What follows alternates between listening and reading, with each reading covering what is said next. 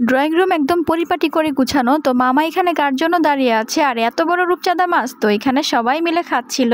আর এই তো ছিল বিকালের নাস্তা। কিছুই থাকছে একই ভিডিওতে, স্কিপ না করে শেষ পর্যন্ত দেখবেন। কে আমার শ্বশুর শাশুড়ি আমার বাবার ইনভাইটেশনে চলে এলো আমার বাবার বাড়িতে। আর এই তো আজকে কিন্তু আমারও চলে যাওয়ার দিন। তো যাই হোক, অনেক দিন যেহেতু বাবার বাড়িতে ছিলাম, তো কিছুটা তো মায়া লাগবেই।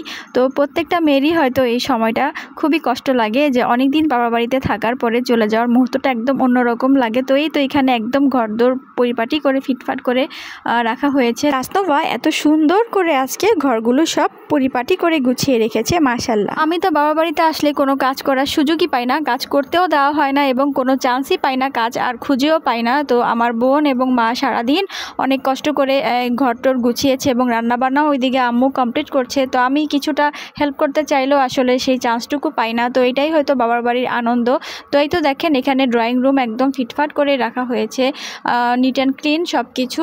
তো যাই হোক, সবসময় আম্মু এরকম গুছিয়ে রাখে। তো আজকে সম্পূর্ণ ঘরটোর তাসনুভাই গুছিয়েছে, দেখে খুব ভালো লাগতেছে। আসলে সেই ছোট্ট পরিবোনটা এখন ধীরে ধীরে দায়িত্বশীল হয়ে যাচ্ছে। তো কি সুন্দর করে সে আজকে রুম গুছিয়েছে, দেখেই ভালো লাগতেছে। আসলে মেয়েরা তো ঘরের এই গোছগাছের কাজগুলো করলেই খুব ভালো লাগে, দেখতেও সুন্দর লাগে। আগে এই কাজগুলো আমি করতাম, এখন আমার ছোট্ট পরিবোন এই দায়িত্বগুলো নিয়ে নিয়েছে। আর এইদিকে মামা একদম রেডি সেডি হয়ে দাঁড়িয়ে আছে তাদেরকে রিসিভ করবে বলে। দেখেন মামার আউটফিটটা কিন্তু আজকে খুব ঝাঁকানাকা হয়েছিল। তো মামা বলতেছিল আমাকে কেমন লাগতেছে, দেখো আমি বলতেছিলাম মাশাআল্লাহ, মামাকে তো অনেক সুন্দর লাগতেছে। এই তো এখানে আমাদের বাসার সামনে আঙ্গিনাতেও গাছ লাগানো হয়েছিল। আর এখানে আরহাম তার নানা ভাইয়ের সঙ্গে যাচ্ছে তার দাদা দাদুকে রিসিভ করার জন্য। তো এই তো দেখেন অবশেষে চলে এলো উনি, আমার শ্বশুর এবং আমার আব্বু। আর ওই তো শাশুড়ির সামনে আরহামের বাবা এবং আরহাম। আর আমি ভিডিও করব কি, আমার তো আজকে খুবই মন খারাপ, কারণ আজকে আমাকে চলে যেতে হবে। আর এই তো উপরে এসে দেখি তাসনুভা সব কিছু সুন্দর করে ডেকোরেশন করে ফেলতেছে। আম্মুর রান্না একদম কমপ্লিট, এখন সে রোস্ট ডেকোরেশন করছে। রোস্টের কালারটা দেখেছেন,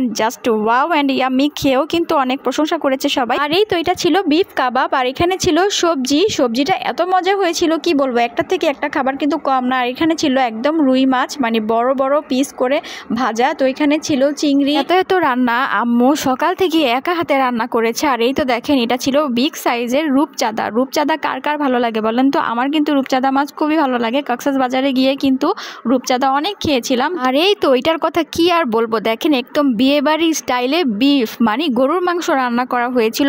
এত মজা হয়েছিল, আমার তো এখন এই ভয়েস দিতে গিয়েই আমার দেখেই কিন্তু আবার খেতে ইচ্ছা করছিল, মানে কি আর বলবো বলেন। আর অবশেষে দেখেন এখানে এত এত আইটেম, কোনটা রেখে কোনটার নাম বলবো, বা একে একে সব কিছু টেবিলে এনে রাখছিল। তো আমি এখানে এই ফাঁকে ছোট ছোট ক্লিপ নিয়ে নিলাম। তো দেখেন গরুর মাংসটা আমার কাছে এত ভালো লেগেছিল ওই দিন। আর সাথে ছিল ডাল, শসা, সালাদ, তারপরে ওইখানে ছিল রোস্ট, মাছই ছিল 3 রকমের আইটেমের মাছ ছিল। তো যাই হোক কি আর বলবো, আরও তো শুটকির ভর্তা, শুটকির ভুনা, এগুলা তো ছিলই। বাস্তবে একে একে সবার প্লেট সুন্দর করে সাজাচ্ছিল। তো সবাই একসাথে খেতে বসবে আর কি। এটা সত্যি কথা কি জানেন, আমার মন খারাপ ছিল ওই দিন, যেহেতু আমি বাবা বাড়ি থেকে চলে আসবো, তাই আমি কোনো খাবারই ভালো মতো টেস্ট করতে পারি নাই। তো এখন ভয়েস দেওয়ার সময় আমার আবার এগুলা দেখে খেতে ইচ্ছা করছিল, কি আর করা বলুন। আর ওই তো ওইদিকে মামা, তারপরে একজন ভাইয়া, আমার বাবা, তারপরে আরহামের বাবা এবং আমার শাশুড়ি শ্বশুর একই টেবিলে একই সাথে খেতে বসলো। তো মাশাআল্লাহ খুবই ভালো লাগতেছিল দেখতে। আমার আব্বু নতুন বাড়ি করার পর আমার শ্বশুর শাশুড়ি প্রথম আমাদের বাড়িতে এলো আর কি। আর ওই দিনের খাবারগুলা সত্যি অনেক মজা হয়েছে। আর আম্মু হাতের রান্না তো একদম লাজবাব, অনেক মজা হয়। আর ওইদিকে আমার আব্বু অনেক সবাইকে সার্ভ করে দিচ্ছিল মাঝে মাঝে। ওইখানে আম্মুও আসছিল, মাঝে মাঝে ঘুরে ঘুরে দেখে যাচ্ছিল। তো এই তো দেখেন সবাই অনেক তৃপ্তি সহকারে খেয়েছে মাশাআল্লাহ। আর ওই তো আমার একজন চাচু এসে বসেছে আমার শ্বশুরের পাশে। তো যাই হোক সবাই অনেক মজা করে খাচ্ছিল। তো আমি তো দাঁড়িয়ে দাঁড়িয়ে দেখছিলাম, আবার কার কি লাগবে সেটাও দেখছিলাম।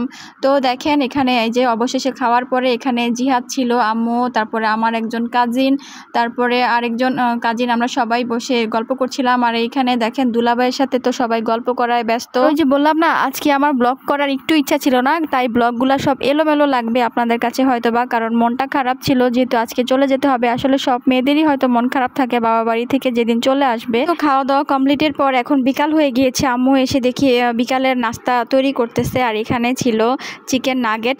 আর এই তো এদিকে আমার বোনটা সারাদিন অনেক কষ্ট করেছে। তো একে একে ও টেবিলে এনে সুন্দর করে গুছিয়ে রাখছিল সবকিছু। ওইদিকে আম্মুর কথা কি বলবো, আম্মু তো সারাদিন অক্লান্ত পরিশ্রম করে সবকিছু এগুলা তৈরি করেছে। তো মেহমান হলো আল্লাহ তাআলার পক্ষ থেকে নেয়ামত বা রহমত। তো আম্মু কিন্তু সবসময় মেহমানদারি করতে অনেক পছন্দ করে মাশাআল্লাহ। এই যে সারাটা দিন একা হাতে এত এত কাজ করেছে আমার আম্মু, একটাবারও তাকে আমি ক্লান্তির ছাপ দেখি নাই তার চেহারায়। আমি হলে এতবার কতক্ষণে শুয়ে পড়তাম। তো যাই হোক এই তো কাজ কিন্তু করি নাই আমি সারাদিন শুধু বসেছিলাম। এই তো আর কি সারাদিন কি করলাম তো শর্টভাবে আপনাদের সাথে শেয়ার করার চেষ্টা করলাম। তো ধন্যবাদ, সবাই ভালো থাকবেন। ইনশাল্লাহ নেক্সট ব্লগে আবার দেখা হবে। আল্লাহ হাফেজ।